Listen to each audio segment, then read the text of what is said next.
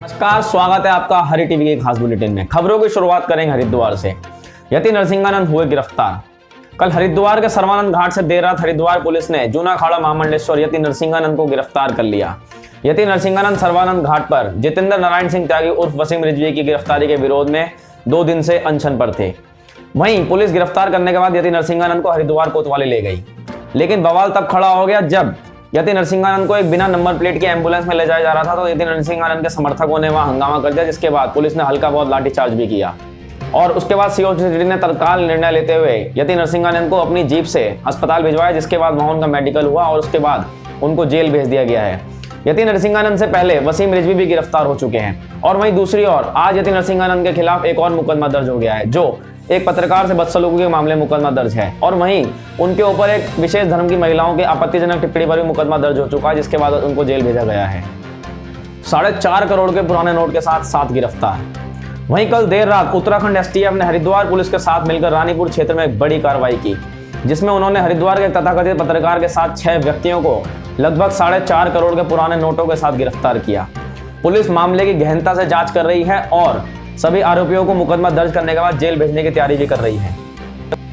Trust की संपत्ति को खुर्द-बुर्द कर बेचने का आरोप। आज उत्तरी हरिद्वार के घनश्याम भवन के ट्रस्ट के अध्यक्ष किशन दास महाराज ने पूर्व के अध्यक्ष और उसके साथियों पर आरोप लगाते हुए कहा कि उन्होंने देहरादून स्थित एक आश्रम और भादराबाद स्थित भूमि संपत्ति को असंवैधानिक तरीके से खुर्द-बुर्द करके बेच दिया। साथ ही उन्होंने इस मामले पर प्रशासन से गुहार लगाते हुए कहा है कि इस मामले की संवैधानिक तरीके से जांच की जाए और जो भी इस मामले में दोषी पाया जाता है उसके खिलाफ सख्त कार्रवाई करें। साथ ही उन्होंने बताया कि कोर्ट में संपत्ति मामला पहले से ही विचाराधीन है और इस मामले में उन्होंने मुख्यमंत्री और जिलाधिकारी को एक ज्ञापन भी सौंपा है। लक्सर और ऋषिकेश में निकाला गया फ्लैग मार्च। प्रदेश में आचार संहिता लगने के बाद आज हरिद्वार के लक्सर और देहरादून के ऋषिकेश क्षेत्र में पुलिस बल ने पैरा मिलिट्री फोर्स के साथ मिलकर शहर में फ्लैग मार्च निकाला, जिसमें सभी लोगों से शांति व्यवस्था बनाए रखने की अपील की गई। साथ ही कोरोना गाइडलाइंस को पालन करने के लिए भी कहा गया और किसी भी तरह की अफवाह से बचने के लिए भी अपील की गई। वहीं थोड़े ही दिन पहले हरिद्वार के ज्वालापुर क्षेत्र में पुलिस ने फ्लैग मार्च निकाला था, जिसमें पुलिस ने सभी क्षेत्रवासियों से कानून व्यवस्था बनाए रखने की अपील की थी। हरिद्वार में ठंड ने बरपाया कहर। मौसम विभाग के पूर्वानुमान जारी होने के बाद आज हरिद्वार समेत तमाम मैदानी क्षेत्रों में बढ़ती ठंड ने लोगों की मुश्किलें बढ़ा दी। दिन में ही सड़कों पर रात जैसा नजारा दिखाई दिया, तो वहीं ठंडी हवाओं से बचने के लिए लोगों ने शहर में जगह जगह अलाव जलाए, तो वहीं शाम होते होते पाला भी गिरने लगा। मौसम विभाग के अनुसार अभी 2-3 दिन ऐसा ही मौसम रहने की संभावनाएं हैं। अब चलते हैं उत्तराखंड की बड़ी खबरों की तरफ। धामी ने खर्च किए जनता के 80 करोड़। मुख्यमंत्री पुष्कर सिंह धामी ने अपने छोटे से कार्यकाल में उत्तराखंड की जनता के लगभग 80 करोड़ रुपए विज्ञापन में खर्च कर दिए हैं। देहरादून के प्रेमनगर निवासी ने एक आरटीआई में जवाब मांगा था, जिसमें खुलासा हुआ है कि मुख्यमंत्री पुष्कर सिंह धामी ने प्रिंट मीडिया के विज्ञापन में लगभग 60 करोड़ और होर्डिंग्स में लगभग 20 करोड़ रुपए खर्च किए हैं और इलेक्ट्रॉनिक मीडिया के विज्ञापन का सूचना विभाग के पास कोई ब्यौरा नहीं है। उत्तराखंड में अगले आदेश तक बंद रहेंगे विद्यालय। आज उत्तराखंड में एक बड़ी खबर शिक्षा विभाग से सामने आई, जहां कोरोना के बढ़ते मामलों को देखते हुए शिक्षा विभाग ने अगले आदेश तक सभी विद्यालयों को बंद करने का फैसला किया है। बंद कमरे या हॉल में बैठ सकेंगे 300 व्यक्ति। आज प्रदेश की मुख्य निर्वाचन अधिकारी सौजन्या ने जानकारी देते हुए कहा कि प्रदेश में बढ़ते कोविड-19 के मामलों को देखते हुए प्रदेश में 22 जनवरी तक सभी तरह की रैलियों पर रोक लगा दी है। और वहीं दूसरी ओर एक राहत भरी खबर भी राजनीतिक पार्टियों के लिए सामने आई है, जहां एक हफ्ते के हालात का जायजा लेने के बाद राजनीतिक पार्टियों के लगभग 300 व्यक्ति एक बंद कमरे में बैठ सकेंगे। हरक सिंह रावत फिर बदलने जा रहे हैं पार्टी।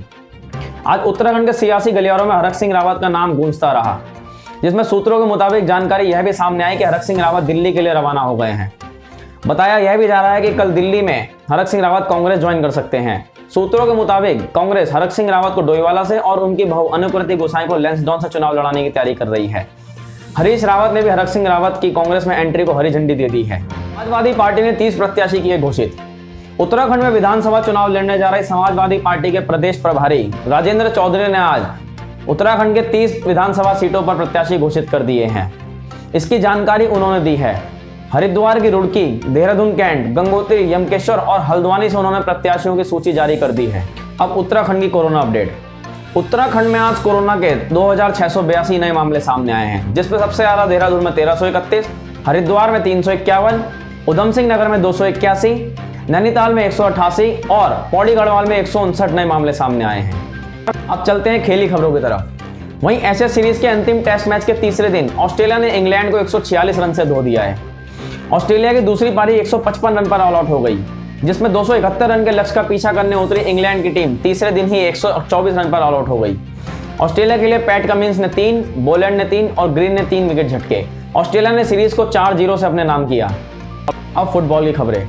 वहीं कल रात खेले गए इंग्लिश प्रीमियर लीग के मुकाबले में एस्टन विला और मैनचेस्टर यूनाइटेड का मुकाबला 2-2 से ड्रॉ रहा।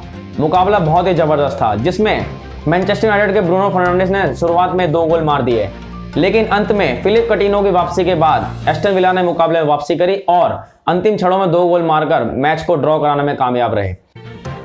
और वहीं दूसरी ओर इटली की सीरी ए में यूवेंटस ने उडिनीसी को 2-0 से हरा दिया। और वहीं बुंदेसलीगा में खेले गए मुकाबले में बायरन म्यूनिख ने कोल्न को 4-0 से हरा दिया, जिसमें लेवेंडोव्स्की ने हैट्रिक मारी। और वहीं लीग 1 में खेले गए मुकाबले में पीएसजी ने ब्रेस्ट को 2-0 से हरा दिया। अब आज रात के मुकाबले। वहीं आज रात स्पेन के स्पेनिश सुपर कप में फाइनल में रियल मैड्रिड का मुकाबला एथलेटिक क्लब से होगा। रियल मैड्रिड ने सेमीफाइनल में बार्सिलोना को, तो एथलेटिक क्लब ने सेमीफाइनल में एटलेटिको मैड्रिड को हराकर बाहर किया था। और वहीं दूसरी ओर आज रात इटली की सीरी ए में इंटर मिलान का मुकाबला अटलांटा से, तो वहीं लीग 1 में मार्सेली का मुकाबला लिली से होगा। ब्रेकिंग खबरों को देखने के लिए हमारे फेसबुक पेज को लाइक करें, यूट्यूब चैनल को सब्सक्राइब करें और हमारी वेबसाइट www.haritv.in पर विजिट करें। धन्यवाद।